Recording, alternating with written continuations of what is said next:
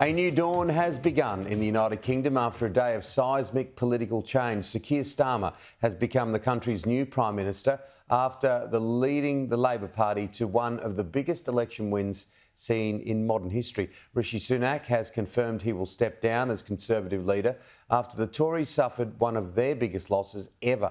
This is the current state of play. Labor has secured 412 seats, doubling the amount of seats won at the 2019 election. The Conservatives are at 121, a third of the seats won under Boris Johnson's election campaign.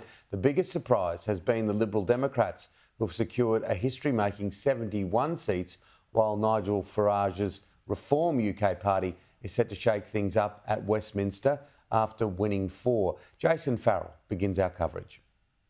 The sun broke out as the new occupants of number 10 arrived on Britain's most famous street. The welcome was warm for Keir and Victoria Starmer.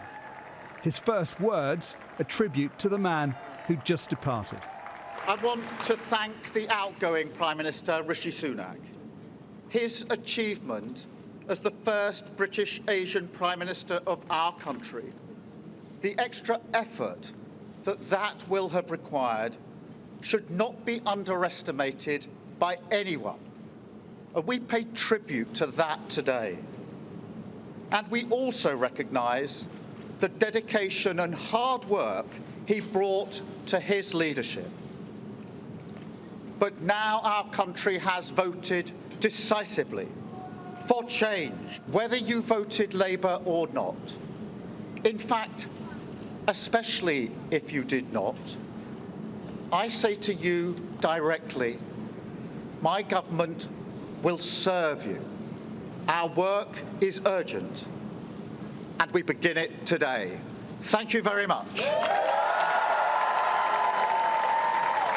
His triumph is both historic and strange.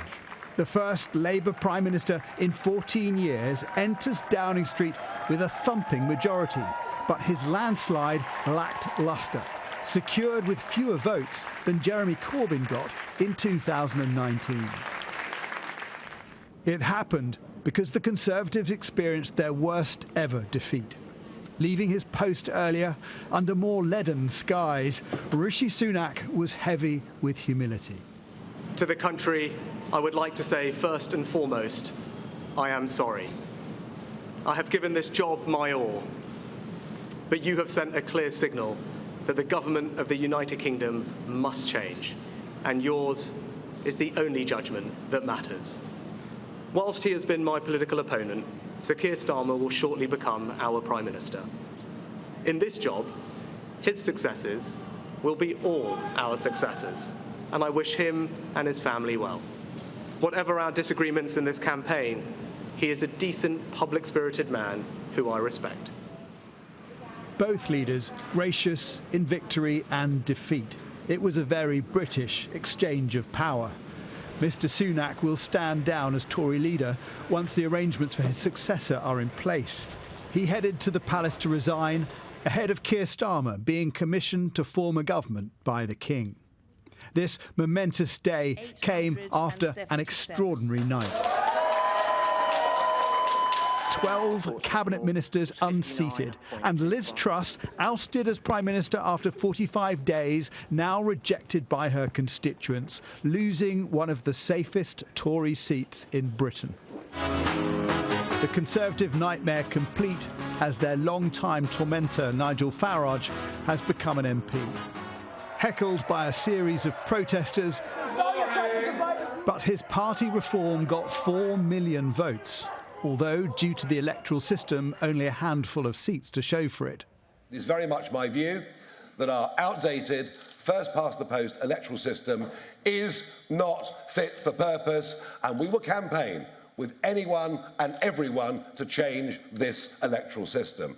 With fewer votes than Reform, the Lib Dems obtained vastly more seats. It was a night of sweet success for Ed Davey, and a morning of sober reflection. Trust is a very precious commodity. It's hard won, and sometimes you've lost it, you lose it, and you have to work very hard to win it back. and I want to thank people for trusting us again. We will not let you down. The Scottish nationalists lost big as Labour rebuilt its red wall north of the border, while the Greens picked up a record 4 seats. This afternoon we saw the procession of new faces of government walking up Downing Street. A female Deputy Prime Minister in Angela Rayner, a female Home Secretary in Yvette Cooper, and the first ever female Chancellor, Rachel Reeves. It is a dramatic changing of the guard, with a party whose big promise is to change Britain. Jason Farrell, Sky News.